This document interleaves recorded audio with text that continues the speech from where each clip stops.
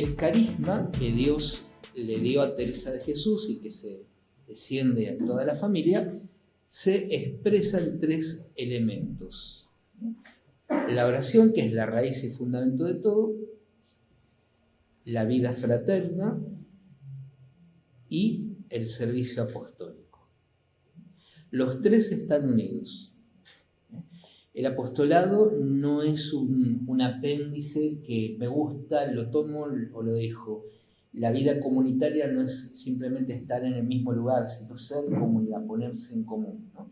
Y la oración es la oración teresiana, es la oración amistad que inunda y se desborda en las demás dimensiones. Hace unos cuantos años atrás, en 1991, un capítulo general acuñó esta frase, ¿no?, con que sintetizaba los 3 elementos, capítulo general de la orden, ¿no? Dice: el Carmelo teresiano son comunidades orantes al servicio del reino de Dios. Haciendo un poquito de historia, vamos a decir algo que sí, jurídicamente ya no se usa, pero históricamente, espiritualmente sí. El Carmelo es una orden, no una congregación. ¿Cuál es la diferencia? En la antigüedad, en la Edad Media y primera parte de la Edad Moderna, solo existían órdenes. Una espiritualidad, un impulso del espíritu motivaba la existencia de esa familia que asumía vivir radicalmente el Evangelio, seguirlo a Jesús, por eso toda la vida religiosa, desde un ángulo especial, el carisma que le había dado Dios al fundador, San Francisco, Santo Domingo, San Benito, San Agustín, etc., ¿no? Y estas familias que viven tienen un apostolado no único. Tiene una forma específica de hacerlo, pero no es único. A partir del 1700 surgen lo que se llaman las congregaciones. Sí, por supuesto, movidos por el Espíritu Santo como todos, pero llamados y convocados, congregados para una tarea particular.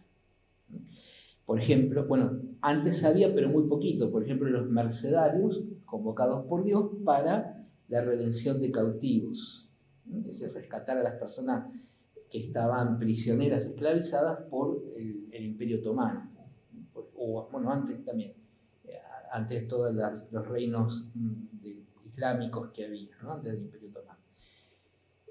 Los hospitalarios de San Juan de Dios para atender a los enfermos, dedicarse exclusivamente a ellos, pero son poquitos. A partir del siglo XVIII ya las congregaciones sí se dedican a una tarea sola y específica, ¿no?, aunque a veces se diversifican más de lo que lo parece. Pero, por ejemplo, surge la congregación del Santísimo Retorno, Padres Redentoristas. Con San Alfonso, lo suyo es la misión, las misiones populares. En el siglo XIX surge Don Bosco, lo suyo es la educación. No le quitan no tener parroquia, pero lo suyo es la educación. Sin embargo, las órdenes antiguas tienen diversidad de tareas, tienen una específica y también un modo específico de hacer lo demás. De hecho, vamos a comenzar a ver, porque estamos en la primera charla, porque es bastante larga, vamos a ver distintas personalidades de la historia del Carmelo, desde Santa Teresa para acá, que han encarnado muy bien el carisma teresiano, y vamos a ver que los apostolados que hacen son muy diversos, ¿no?, y muy interesantes, ¿no? Pero primero la vamos a escuchar a la madre fundadora. ¿De dónde brota este apostolado? Brota de su oración. La oración teresiana desemboca en el encuentro con los demás, y esto la convierte en una de las más claras formas de orar o espiritualidades propiamente evangélicas.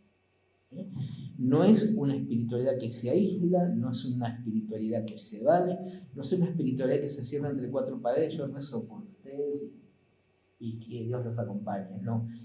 Tiene una dimensión apostólica, vivida de distintas maneras. En el libro de la vida, cuando ya está a punto de fundar San José de Ávila, capítulo 32, nos dice, nos cuenta una experiencia que tiene, la visión del infierno, que ya hace que fluya algo con más fuerza, algo que ya venía persiguiendo, que Dios la impulsaba, ¿no? Que es la dimensión, preocuparme por el prójimo, la dimensión apostólica. Dice así ella: esto me hizo ganar la grandísima pena que me dan las numerosas almas que se condenan y los grandes y vehementes deseos de salvar almas. Me parece con toda seguridad que sufriría muchas veces la muerte de muy buena gana por librar una sola de tan grandísimo tormento. Su expresión es de la época suya, del siglo XVI, pero lo mío es que las personas no se pierdan, no frustren su existencia perdiéndose la comunión definitiva con Dios. Continúa diciéndonos ella: eso también me hace desear que en este asunto que tanto importa no nos contentemos haciendo menos de lo que podemos realmente hacer de nuestra parte. No dejemos nada y que el Señor sea servido en darnos gracia para esto. Entonces, no nos quedemos tranquilos, no nos quedemos meramente en los buenos deseos, sino que hagamos todo lo que nosotros podemos. En las séptimas moradas, el libro cumbre de la mística, desde todas las confesiones cristianas, según dicen los expertos, en la séptima, que sería la última, en realidad uno cree que llegó hasta el final, pero hay una puertita de salida, porque hay que salir continuamente a encontrar al prójimo. Entonces nos dice: ¿qué ha pasado en esta transformación? Dice Teresa: toda su atención está puesta en cómo contentarlo más al Señor, ¿no? Y en qué cosas o de qué forma le demostraré el amor que le tiene. Y ahí nos hace esta afirmación que es toque de guerra, ¿no? Para esto es la oración, hijas mías, para esto es este matrimonio espiritual, para que siempre nazcan obras, repite. Así que nada de buscar intimismo, ¿no? Si mi oración me lleva a encerrarme en mi mundo de oración y me conformo en rezar por tus intenciones y nada más, andamos mal en esa oración todavía. Y continúa en la misma séptima morada: hermanas mías, esto es lo que yo quiero que procuremos alcanzar, que quienes nos ocupamos de la oración no lo hagamos para gozar, sino para tener fuerzas para servir. Créanme que Marta y María siempre han de andar juntas. Marta y María son las hermanas de Lázaro, las hermanas de Betania, ¿no? Que antiguamente se decía, una es la activa, la otra la contemplativa. Santa Teresa ya duda de eso, porque dice que Marta no podría haber servido si primero no estaba atenta al Señor, ¿no? Y ella dice, dicen que no es contemplativa, pero ella tiene sospecha de que sí lo es, ¿eh? Y que María no puede dedicarse al Señor si no se hace primero Marta. Entonces ella dice, Marta y María tienen que andar juntas. Y acá nos dice algo muy importante, porque uno cuando habla de apostolado cree que se tiene que ir a África o a la India, ¿no? Y descuida el que tiene al lado.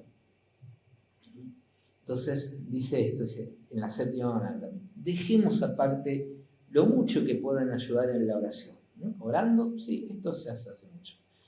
Pero no pretendamos ser útiles a todo el mundo, sino a quienes están en compañía de ustedes. Así será más grande la gloria porque están obligadas a esto. Y hace esta pregunta: ¿piensan que es poca ganancia que sean muy grandes en la humildad, la mortificación, la servicialidad, la mutua caridad y un amor al Señor, y que ese fuego las encienda a todas y siempre se esté estimulando en las virtudes? Nunca puede ser poca cosa. El primer apostolado de todo creyente es el testimonio. Pero un testimonio no que me porto bien simplemente por estar viendo, es el contagio de la vida que recibimos. El Evangelio se contagia. Nosotros tenemos la costumbre, traída muy lejos de la iglesia, mal aprendidos, de que todo se hace por la fuerza. Tenés que aprender, tenés que. Y se nos falta esto. El Evangelio se contagia. La vida en el Espíritu se contagia, ¿no? Por eso dice ella, y que ese fuego las encienda a todas y siempre se estén estimulando en las virtudes.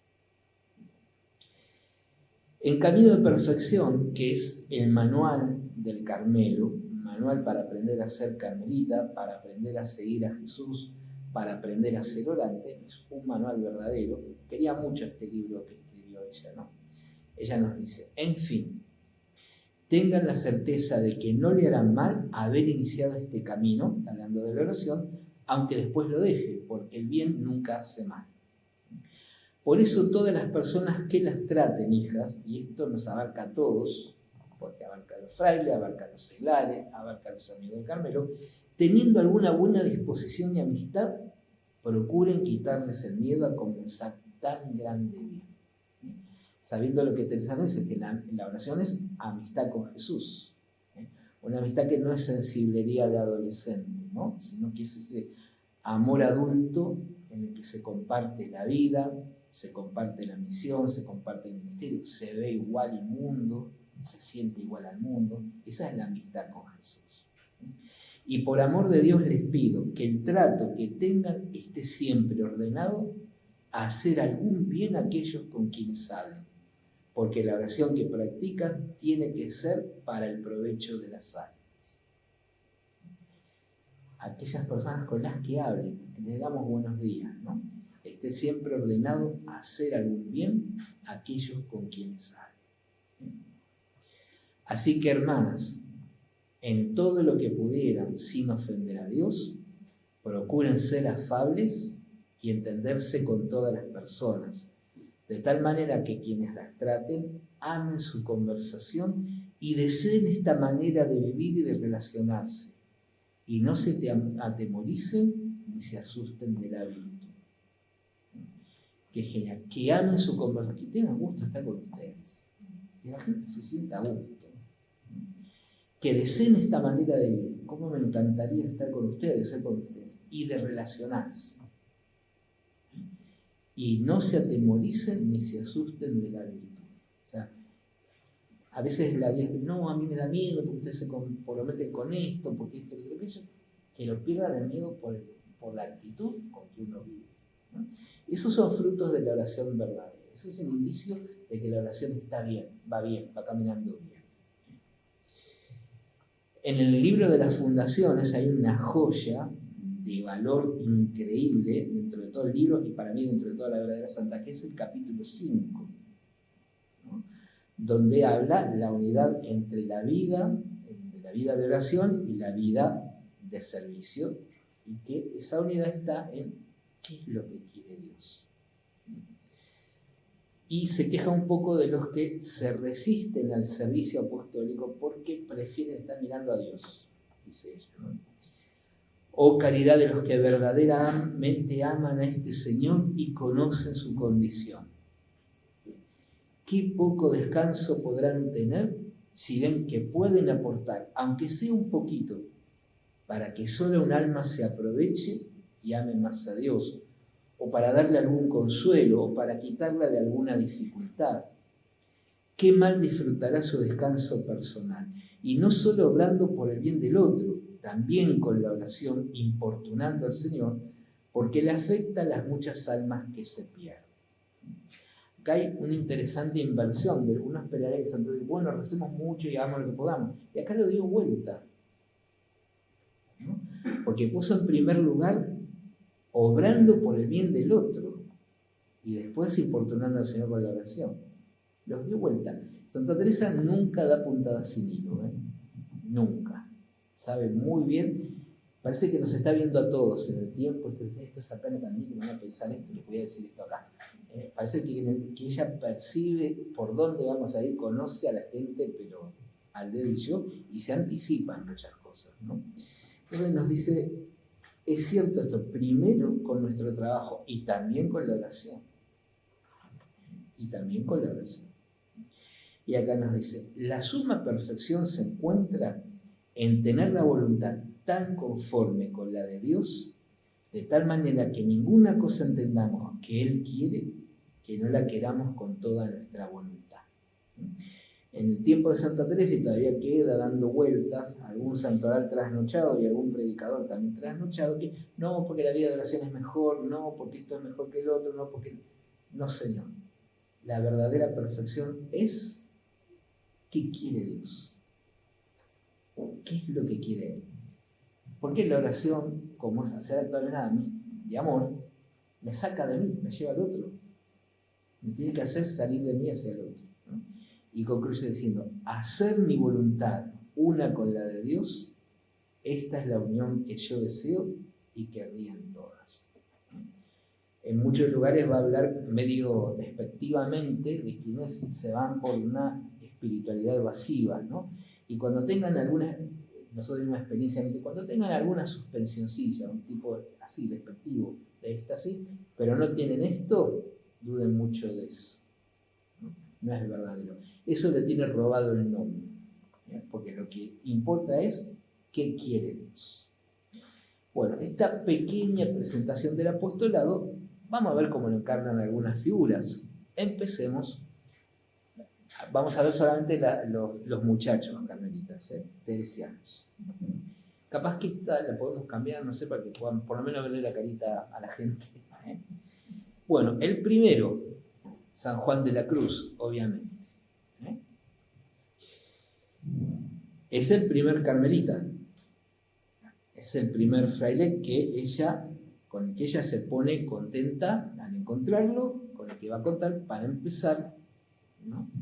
La vida que ella comenzó entre las monjas en 1562 y la comienza con los frailes en 1568. Se conocieron un año antes y hasta lo llevó al convento de Valladolid para enseñarle este estilo de vida, dice, ¿no? Aprovechó que como la casa había que hacerle mucha obra, no podían imponer la clausura, entonces lo metió adentro y ella fue la maestra del novicio Juan de la Cruz. Ella dice muy bien, era en ese momento estudiante en Salamanca, estaba estudiando teología, fue con otro compañero, fue a celebrar la primera misa a Medina del Campo, porque ahí vivía la mamá, y Santa Teresa primero le echó el ojo al compañero, al otro joven, y este se la sacó de encima. No, yo tengo un compañero que es muy bueno, hablé con él, le dijo. Entonces le presentó a San Juan de la Cruz, al futuro San Juan de la Cruz. En ese momento llamaba Juan de San Matías. Fue con otro compañero, el cual me contó grandes cosas de la vida de este padre. Se llama Fray Juan de la Cruz. ¿Ya? En el momento que ella escribe, ella es Juan de la Cruz. Yo alabé a nuestro Señor y hablando con él me contentó mucho. Y continuando el capítulo dice, del padre Fray Juan de la Cruz no era necesaria ninguna prueba, porque aunque estaba entre los del paño o calzados, siempre había vivido como auténtico religioso con mucha perfección. Después cuenta que lo tiene en Valladolid, dice que en un momento dice de él, ¿no? Más podría yo aprender de él que el de mí. Había oportunidad para informar al padre Fray Juan de la Cruz de toda nuestra manera de proceder para que se llevase bien aprendidas todas las cosas, así de mortificación como el estilo de hermandad y recreación que tenemos juntas, que todo se hace con tanta moderación, que solo sirve para entender allí las necesidades de las hermanas y tomar un poco de alivio para vivir la radicalidad de la regla. Él era tan bueno que al menos yo podía aprender mucho más de él que él de mí. Pero yo no hacía esto ahora, sino que le enseñaba el estilo de proceder de las hermanas. Años más tarde, él le pasan muchísimas cosas, termina en Andalucía, por una cuestión de protegerlo, y claro, queda en un convento que está muy cerca de Beas de Segura, una fundación de Teresa, donde está priora la beata Ana de Jesús, fue beatificada hace poco por el Papa Francisco. Y Ana de Jesús, muy charleta ella, entonces aquí no tenemos acá con quien hablar, y estaba Juan de la Cruz cerca, no a la vuelta, sino unos cuantos kilómetros. Y Santa Teresa le contesta, me ha hecho gracia, hija, cómo se queja sin razón, porque tiene allá mi padre Fray Juan de la Cruz, que su nombre es celestial y divino. Yo le digo, hija mía, que después que se fue para allá, no he encontrado en toda Castilla otro como él, ni que enfervorice en el camino del cielo. No podrá creer lo sola que me encuentro sin él. Miren que es un gran tesoro el que tienen allí con este santo. Todas las de esa casa traten y comuniquen con él sus almas, y verán qué aprovechadas estarán y crecerán en todo lo que es espíritu y perfección, porque nuestro Señor le ha dado carisma especial para esto. Es cierto que la biografía de San Juan de la Cruz no nos refiere muchas actividades apostólicas, porque los que escribieron esas primeras biografías tenían sus intenciones para que esto no se reflejara, ¿no? Pero algunas cositas pudimos encontrar en la vida de él, ¿no?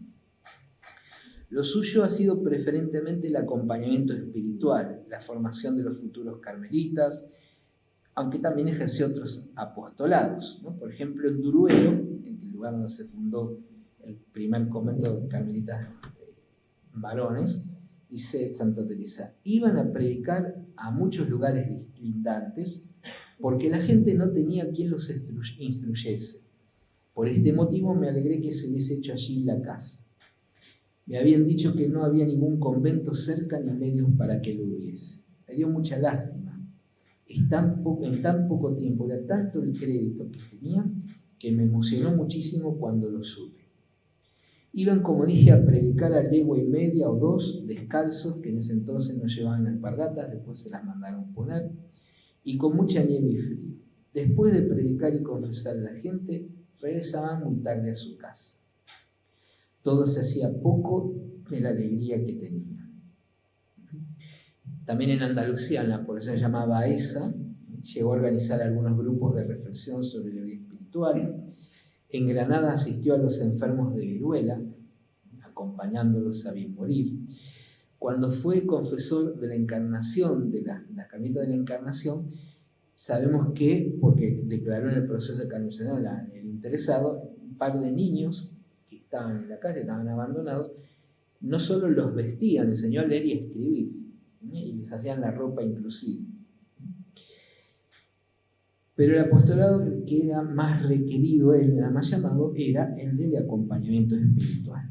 Para atender a diversas comunidades de monjas solía realizar grandes distancias. Además fue escritor, reconocido en diversos tratados, tanto que la Iglesia lo declara, Papa Pío XI, lo declara doctor de la Iglesia. Otro grande de los grandes, muy querido por Santa Teresa, su mejor amigo, el padre Jerónimo Gracián de la Madre de Dios. Santa Teresa define el capitán de los hijos de la Virgen.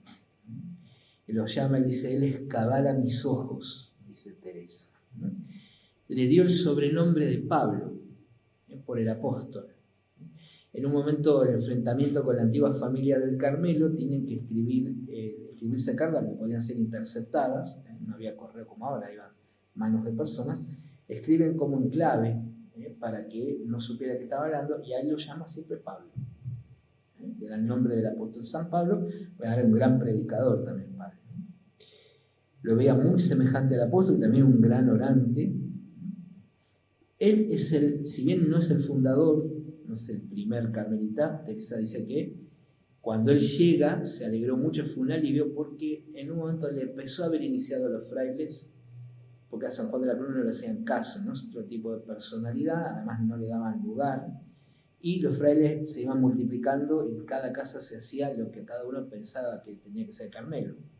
Él es el organizador, es el hombre que supo organizar la familia teresiana. A él se le debe la armonización entre oración, estudios, servicio apostólico, fue el primer provincial, el impulsor de las casas de estudio, de formación, de las misiones, tanto en África como en México. También fue célebre predicador, profesor de Biblia, confesor destacado, escritor prolífico, muchísimo, con una diferencia muy grande. San Juan de la Cruz es para un público más que está más metido en la espiritualidad. Gracián escribe para todo el mundo, escribe más, trata de unir la espiritualidad grande con la religiosidad popular. Lo hace muy bien, porque ayuda a que las personas vayan entrando más adentro, profundizando más la vida espiritual. Personalmente y contra toda apariencia, un hombre muy dedicado a la oración. Nos cuenta varias veces que además del tiempo comunitario, todos los momentos de oración que tenía dedicado en la comunidad, realizaba otros momentos personales desde la medianoche hasta el amanecer. Uno cuando ve todo, dónde estaba, lo que trabajaba, lo que hacía, cuándo descansaba este hombre, cuándo comía, cómo hacía. Porque era, increíblemente en todas partes estaba, tenía inteligencia para todo. No, yo para preparar, los sermones de antes no son los de ahora, ¿no? Los 10 minutos ya están mirando el reloj. En aquel entonces, si no duraba 3 horas, no lo llamaban mal predicador. Entonces, él dice, yo con una hora de estudio ya lo tengo listo. Era un hombre brillante. Era alumno de la Universidad de Alcalá, antes de entrar al Carmelo, y era mucho más chico que sus compañeros, porque era muy brillante, había avanzado. A veces los profesores se tenían que ausentar y pedían a él que diera la clase, que era alumno, y daba las clases.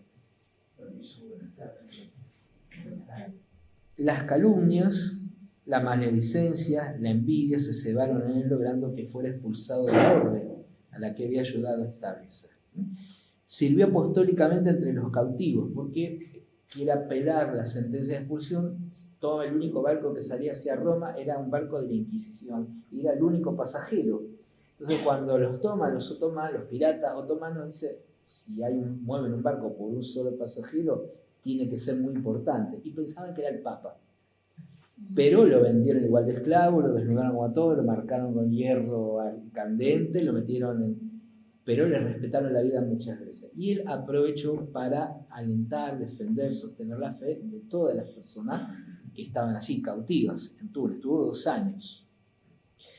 Después, cuando regresa, fue asesor teólogo de numerosos cardenales, gestó casas para mujeres vulnerables, en su tiempo llamaban casas de arrepentidas, mujeres que vivían en la prostitución porque no tenían familia, no tenían cómo mantenerse.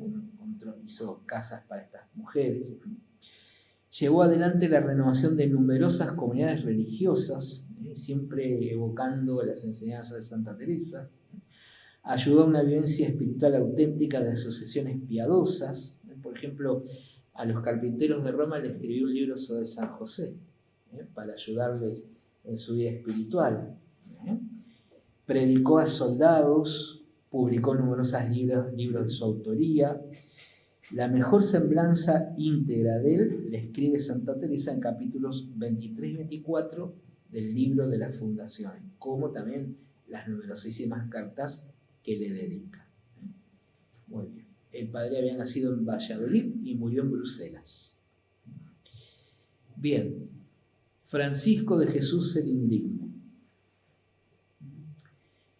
Ingresó grande en el Carmelo, ingresó en 1581. Era un gran contemplativo, ya lo era de antes, porque se formaba con San Juan de Ávila, es un sacerdote del clero de Andalucía, se llama el Gran Apóstol de Andalucía, fue un hombre de mucha... Santa Teresa se llegó a escribir con él, consultó cosas. Francisco era un apasionado de la Eucaristía, como se lo ve ahí bien representado, un poco parecido a San Pascual Bailón. Él bailaba delante del Santísimo cuando estaba solo y en las procesiones y todo, ¿no? Es más, cuento una vez que saltó del coro alto de una iglesia donde estaban cantando ni se dio cuenta de lo que hacía, se tiró adelante del Santísimo. Fue el primer misionero enviado por Gracia en África. Llevaba en un grupo, eran varios. La misión tiene que volver y él se dedicó a diversas tareas en España de vuelta. Estuvo en lo que sería hoy el Congo y parte de África Occidental. Fue predicador itinerante, fue gran confesor, fue director espiritual, consejero de muchísimas personas. El mismo padre Gracián recibía algunas... Hoy el Señor en la oración me dijo, y le decía algunas cosas, y Gracián sabía que el Señor había dicho lo mismo a él, ¿no? Por ejemplo. Bueno, este es Francisco de Jesús, que se hacía poner entre paréntesis el Indigno, como nombre suyo. Otro padre grande, nada más que él, si bien es español, es de Calahorra, famosa ciudad española, vivió prácticamente en Italia. ¿Qué pasó? Como los italianos que dirigían el Carmelo español se empecinaba que apostolado no, porque Santa Teresa no era fundadora, decían ellos, contra toda evidencia. Entonces el Papa cortó por lo sano y armó el Carmelo Teresiano, pero del lado italiano. Entonces hablábamos Carmelo Teresiano, Congregación Española, Carmelo Teresiano, Congregación Italiana. Y España tuvo que mandar algunos, lo mandó a él de casualidad, porque era un gran predicador, un gran teólogo, un gran pensador, y el Papa dijo, este se me queda acá. Juan de Jesús María, el Calagurritano. Teólogo, escritor, legislador, asesor teológico de numerosos obispos, fue superior general de la orden, pero hombre de profunda vida contemplativa. Fue un gran pedagogo de la oración. Enseñaba a los principiantes, lo mismo que a los novicios que estuvieron a su cargo, que la oración siempre necesitaba, lo aprende de Santa Teresa, las grandes virtudes que embellecen el alma. No había que conformarse con abandonar el pecado. Formó parte de la comisión legislativa que elaboró las constituciones de la orden en Italia, y en el prólogo recordó que los carmelitas están llamados a la unión mística por medio de la contemplación y la salvación de las almas, por medio de la actividad apostólica. Fue confesor y protector de San José de Calasanz, lo que saben los padres escolapios.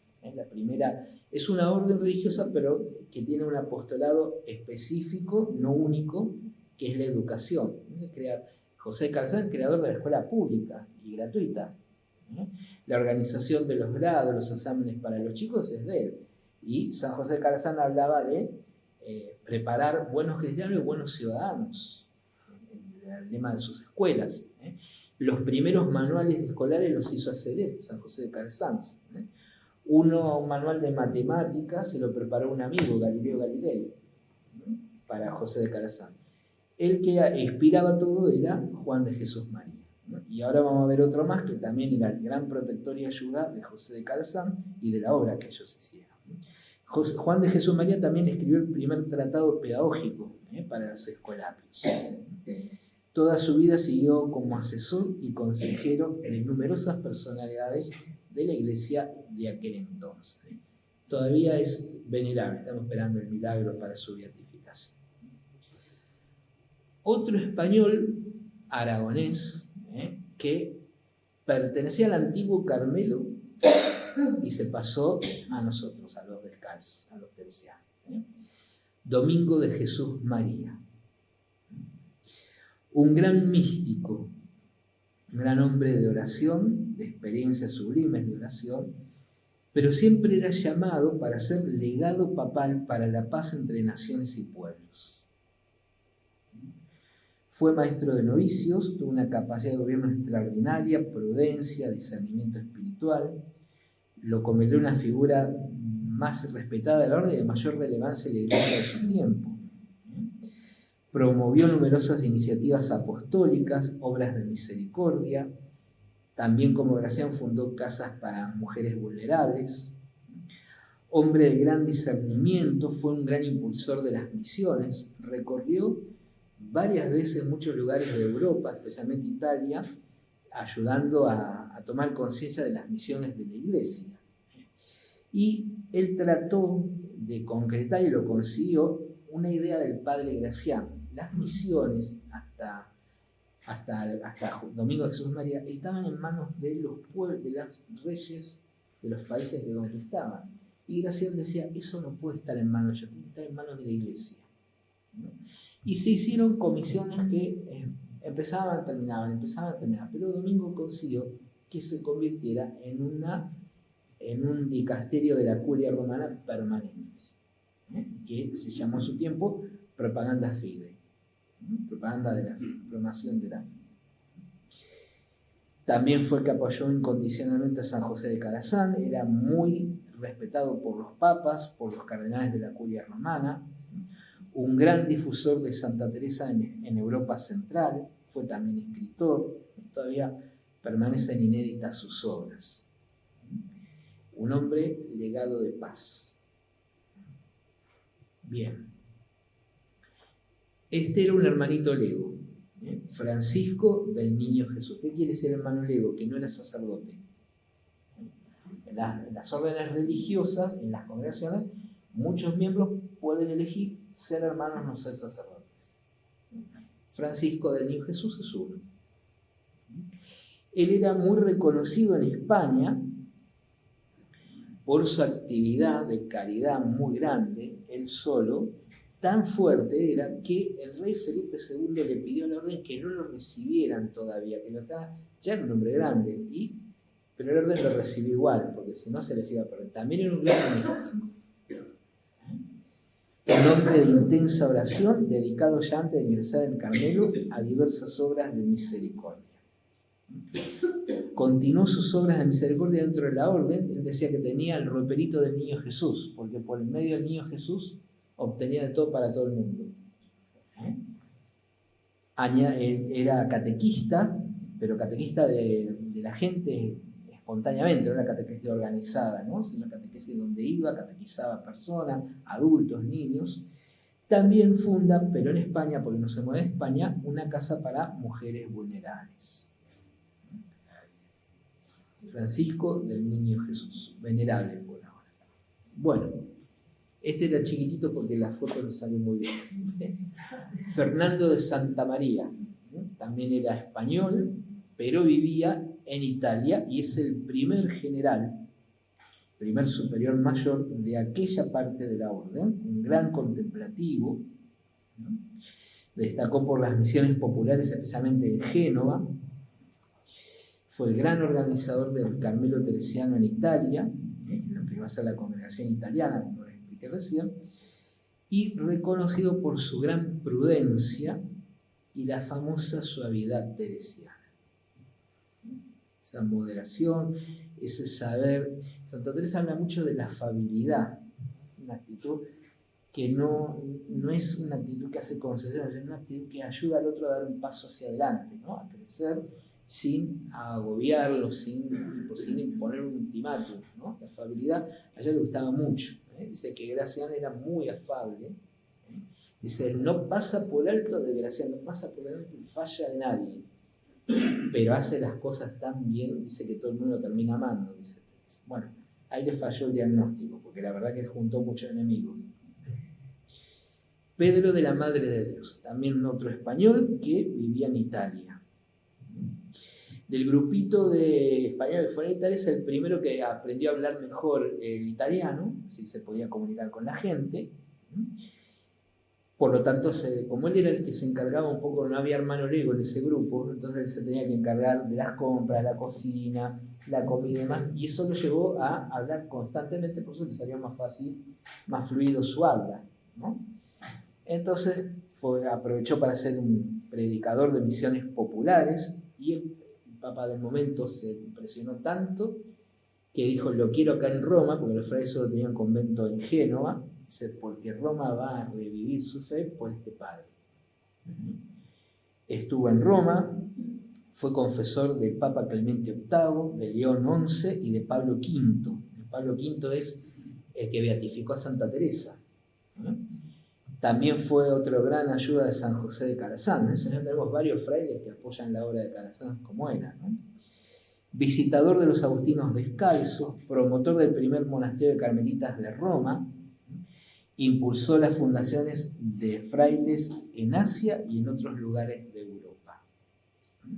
O sea, van viendo que los apostolados son diversos, pero todos hacen al Carmelo. Además, todos se nos señala, ¿no? Que eran grandes orantes, ¿no? Ese apostolado que brota de esa oración es signo del carisma teresiano, bien asumido.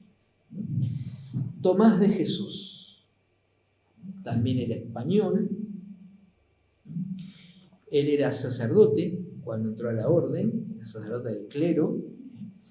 De casualidad oyó algo de Santa Teresa, pidió prestado uno de sus manuscritos, quedó enamoradísimo. Ya Santa Teresa había partido, ¿no? Y se decidió hacerse carmelita. Fue un hombre que la conocía muy a fondo. Primero en España creó los desiertos carmelitanos. Son casas que funcionan como eremitorios, en el que en aquel entonces se podía entrar definitivamente, ahora no, solo se puede entrar por un periodo. Pero después fue el gran impulsor de las misiones, de la orden y de la iglesia. Escribió unos tratados de misionología impresionantes. adelantado 300 años, porque él propone hacer seminario de formación de acuerdo al destino de la misión. Entonces las clases y las conversaciones del lugar donde estuvieran tenían que ser el idioma donde iban a ir a misionar. Escribió los tratados, cómo se trata a la gente, cómo pensaban, la cultura de uno. Era un hombre muy, muy capaz. Tenía un montón, también tiene sus tratados de oración, porque era un gran contemplativo. Y fue el gran difusor de las obras de Santa Teresa, Tomás de Jesús. De este tengo muy poquito para decir, es español también. Es el primer carmelita teresiano que fue consagrado obispo. Originalmente su nombre era Juan de San Eliseo, pero como el Papa lo hace obispo en lo que sería hoy Irak, dice a él y a un compañero, dice, le voy a poner nombres de apóstol. Entonces él le puso Tadeo, y el otro no me acuerdo qué otro nombre, Simón le puso al otro. Judas Tadeo y Simón. Entonces Juan Tadeo de San Eliseo. Es obispo, pero en país de misión. Los obispos de país de misión tenían muchísimas más tareas que hacer, que emprender, cuidados que tener, y ejercían prácticamente como párrocos también, ¿no? Así que la gran tarea de mantener la oración y la vida de servicio, aquel cristianismo naciente, ¿no? Muy bien. Este padre próspero del Espíritu Santo también era español, pero fue un gran misionero por las calles de Palermo y de Nápoles. En Italia funda el desierto carmelitano de Varese, que todavía está, pero fue enviado primero a las misiones de Irán y después se lo destina a Alepo. Alepo queda cerca del Monte Carmelo, en Israel. Y a él se lo designa vicario de Siria, pero a él se le encomienda una tarea específica. El Monte Carmelo se había perdido por el final del reino latino de Jerusalén, se había perdido en 1291. Nunca más habían ido los carmelitanos, no se podía. Él consigue recuperar el Monte Carmelo para la orden. Lo que pasa es que uno sabía las cosas más de memoria o de imaginación que de realidad, y confundió el lugar. Él no sabía que, además de los frailes, de los ermitaños nuestros, había monjes griegos que no eran católicos, eran ortodoxos, y también ermitaños bizantinos, ¿no?, que estaban dedicados al profeta Elías. Para él, el primer lugar donde está hoy el convento, algunos fueron ustedes a Estela Maris. Bueno, Estela Maris era el monasterio griego, no eran nosotros. Pero se instalaron ahí y dijeron, debe ser este. Les gustó, quedaba en las ruinas, instaló ahí el convento, todos chochos felices, pero no eran, porque las ruinas arqueológicas demuestran que era un monasterio griego. El padre Próspero tiene una espiritualidad fuertemente sanjuanista, de San Juan de la Cruz. Un hombre de mucha profundidad, y uno cuando lee algunos escritos de él, unas cartas, tiene ese estilo de San Juan de la Cruz. Muy bien. Alejandro de San Francisco. Este padre es italiano. Es alguien muy, muy importante en la historia del Carmelo Teresiano de Italia. Se dice que su vida se conformaba con las enseñanzas de Santa Teresa. Su tío fue papa. Cuando él entró al Carmelo, el tío quiso darle el hábito a él, era el papa ya, así que le puso el hábito al tío. Sus primeros años de religioso contribuyó mucho al afianzamiento del Carmelo Teresiano en Francia, a donde fue enviado desde Italia.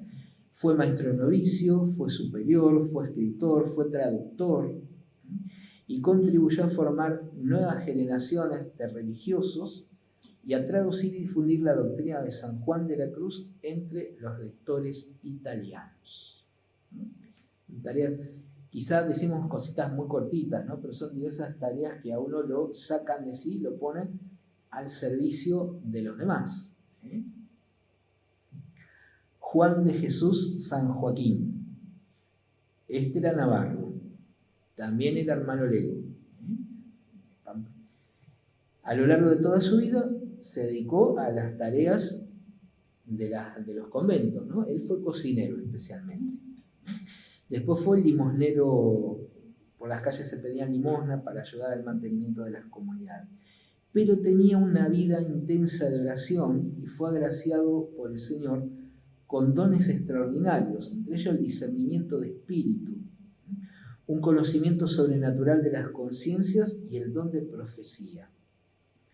Muchos acudían a él para solicitar consejo, encomendarse a sus oraciones o pedir ayuda en las situaciones difíciles. Su vida muestra que la santidad se forja en la fidelidad cotidiana, en la caridad ejercida en las ocupaciones más sencillas y en una profunda unión con Dios alimentada constantemente en la oración. Bien. Este otro padre célebre por una devoción que tiene la orden es el padre Cirilo de la Madre de Dios y está ligado al Niño Jesús de Praga. Él nació en Luxemburgo. Cuando él hizo el noviciado en Praga, estaba el Niño Jesús presidiendo el oratorio del noviciado, como en la capilla que está acá al lado pegado al sacristía, el oratorio del noviciado en otra época, ¿no?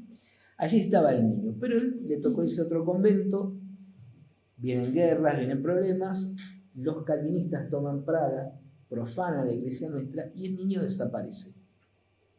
El niño desapareció, no lo encontraba. Él vuelve destinado a Praga, ve el convento patas arriba, todo destruido, y no había manera de recuperarlo. Y comienza a buscar y encuentra al niño, estaba tirado atrás del altar. Lo encontró y recibe gracias del niño, por lo cual hace lo posible para restaurarle la mano y comienza la gran devoción al niño que se difunde por toda la orden. Niño Jesús de Praga. Esta devoción invitaba a contemplar el misterio de Dios que se hace pequeño para acercarse al corazón humano y revelar la ternura infinita del amor de Dios. Durante 38 años ejerció un ministerio fecundo al servicio de la comunidad carmelita y de los fieles que acudían buscando orientación espiritual. Su amor al Niño Jesús de Praga se manifestó también en la atención a los pobres, los enfermos, a quienes sufrían diversas pruebas, procurando transmitir a todo el mundo la misma confianza que él había experimentado en los momentos difíciles de su vida. Miguel Ángel de Jesús. No presté la biografía, la persona falleció, todavía no me la han devuelto los familiares. No recuerdo si era italiano o español y no tengo muchos más datos que se intercambió con un esclavo de los musulmanes.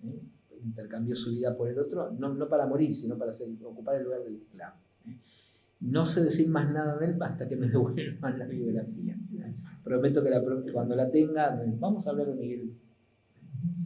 Bien, acá hay otro tipo de mártires, que no son mártires asesinados, sino son 3 personas que entregaron la vida en medio de una epidemia. Son catalanes los 3 y son mártires de la caridad. Se sospechaba, porque lo sostenían muchísimos teólogos desde hacía tiempo, que no solamente había que hablar de los que habían muerto por la fe, sino que también, porque lo leían en Santo Tomás de Aquino, que había quienes habían muerto por las obras de la fe, ¿no?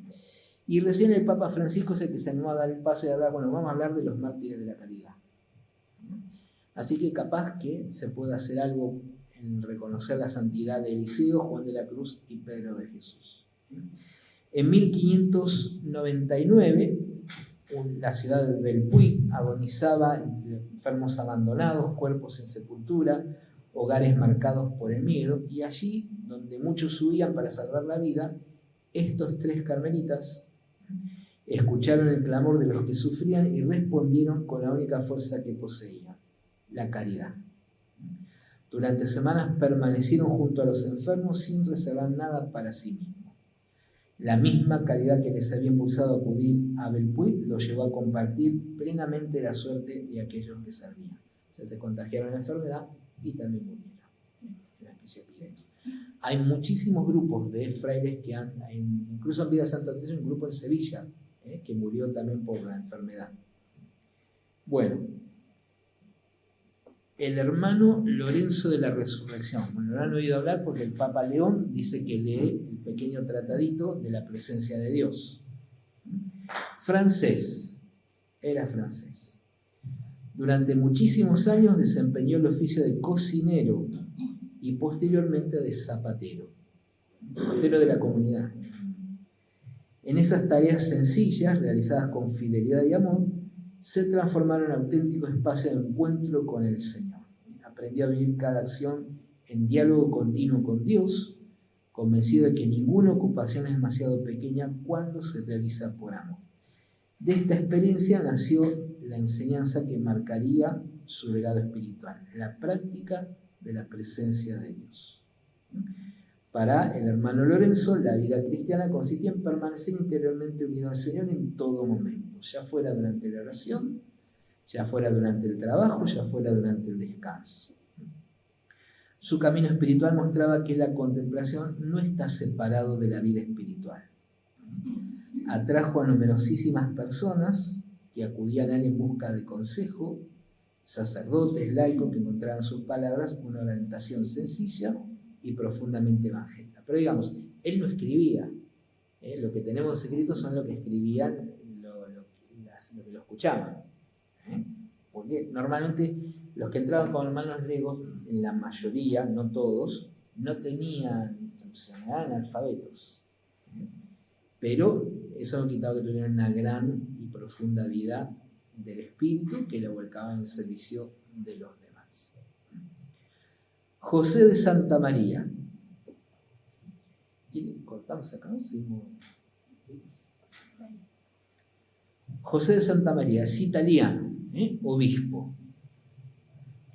La misión extremadamente difícil que le tocó era restaurar la comunidad eclesial en el lugar donde fue destinado en Asia, sin destruir las legítimas tradiciones orientales de aquellas antiquísimas comunidades cristianas. A veces había enfrentamientos porque algunos misioneros un poco imprudentemente querían que todo el mundo asumiera las costumbres de la Iglesia de Occidente. Y allá habían tradiciones antiquísimas en aquellos lugares, puede ser la India, Irán, Irak, otros lugares. Entonces, José es enviado para poner un poco orden en el lugar, evitando estos atropellos. Gracias a su prudencia, su espíritu de diálogo, de respeto hacia las numerosas costumbres locales, logró reconciliar a la iglesia, con la Iglesia Católica a numerosas comunidades que se habían separado por esta tirantez. Alrededor de 32 comunidades, según las crónicas de la época. Al regresar a Roma fue designado obispo para la India. Después de algunos años organizando su diócesis, fue expulsado por los holandeses, que fueron a invadir y ocupar esa colonia en alguna zona de la India, pero el Papa le confió diversas tareas diplomáticas.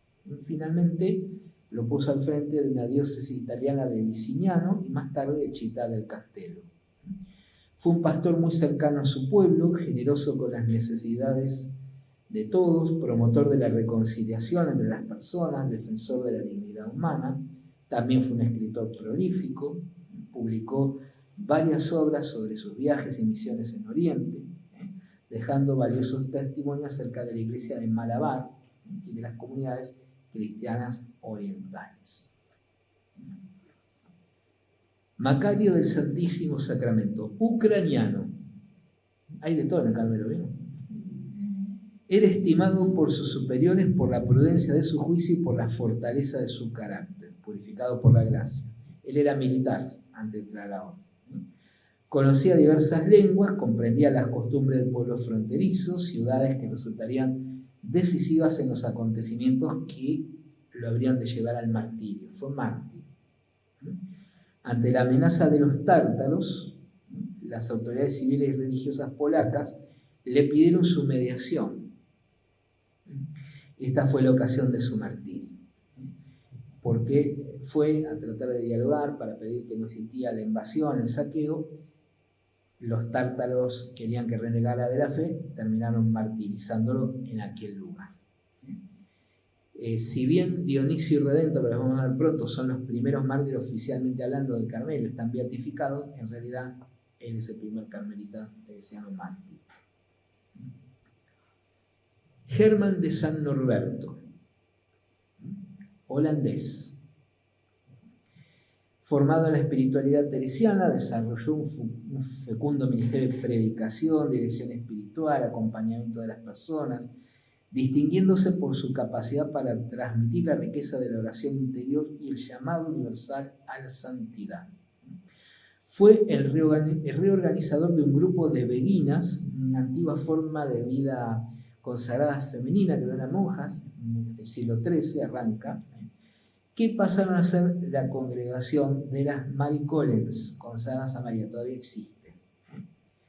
Desempeñó diversas responsabilidades dentro del Carmelo, continuó ejerciendo un intenso ministerio como confesor y director espiritual, enseñaba especialmente la fidelidad constante a la voluntad de Dios, la práctica de la oración interior y la santificación de la vida diaria, convencido de que toda vocación cristiana está llamada a la plenitud de la caridad. Muy bien, 4 carmelitas italianos, Ambrosio de la Asunción y compañeros, mártires de la caridad. Son conocidos en Italia como los mártires del Gentilino, en Lombardía. Era uno de los lugares destinados en Milán a la atención de los apestados. Allí eran acogidos quienes sufrían el contagio y acudían también sacerdotes religiosos para asistir a sus necesidades materiales y espirituales. El 8 de junio de 1630, 4 carmelitas descalzos se ofrecieron voluntariamente para servir en aquel lazareto. Se habían llevado a esas colonias para leprosos que llamaban los lazaretos, ¿no? Con plena conciencia del riesgo que asumían, dedicaron sus jornadas a cuidar a los enfermos, consolar a los moribundos, administrar los sacramentos y dar sepultura cristiana a quienes fallecían. La caridad lo llevó a permanecer junto a los contagiados cuando la enfermedad sembraba terror en toda la ciudad, hasta dar la vida en 1630. ¿Se fijan que 3 tienen capa blanca y 1 tiene capa marrón? ¿Por qué? Porque en Italia, la congregación italiana decidió diferenciar a los padres de los hermanos Legos dándole capa marrón. Cuando con la congregación italiana y española se vuelven a fusionar al final del siglo XIX, quedó la costumbre, ¿no? Pero en 1925, en el capítulo general, se dice que los hermanos también lleven la capa blanca del hábito. Otra vez. Yo viví con un hermano mayor, el hermano Julián, en Córdoba, que era profesor solemne en 1922, y tenía la capa marrón todavía, la usaba. Bien, estos son los 2 primeros mártires beatificados. Dionisio, que está de capa blanca, que era francés, y Redento, que era hermano, era portugués. Eran misioneros en la India los 2, pero fueron martirizados cuando acompañaron una legación de paz del embajador de Portugal a la isla de Sumatra. Como se negaron a abandonar la fe, toda la legación fue condenada a muerte. Y los 2 carmelitas fueron los últimos en morir, asistiendo a sus compañeros hasta la muerte. El que peor la pasó fue el hermano Redento, porque consiguió fugarse, lo detuvieron de vuelta, hicieron de él de todo, ¿no? Fue muy largo el maltrato que recibieron todo el grupo, especialmente ellos 2. Muy bien, estos 3 son, aunque no tienen la capita blanca, son 3: Tomás de Aquino, Santa Teresa, Pedro de la Madre y Ángel de San José, son mártires en Irlanda. Comparte rasgos que revelan la riqueza de la espiritualidad carmelitano-teresiana, su profunda unión con Jesús crucificado, la entrañable devoción a la Virgen, una absoluta confianza en la providencia divina. Los 3 fueron martirizados por los anglicanos. Sus últimas palabras y oraciones, la serenidad con que afrontaron la muerte, muestran que el martirio fue para ellos la culminación de una vida enteramente ofrecida al Señor. Bueno, cortamos acá para continuar ¿no? al próximo encuentro. ¿No? Santa Teresa nos habla que siempre tengamos presente a aquellos santos de quienes descendemos. Son nuestros hermanos mayores, nuestros padres mayores, y son quienes nos estimulan a vivir la fidelidad al carisma contemplativo, fraterno y apostólico. Muy bien, hasta la próxima.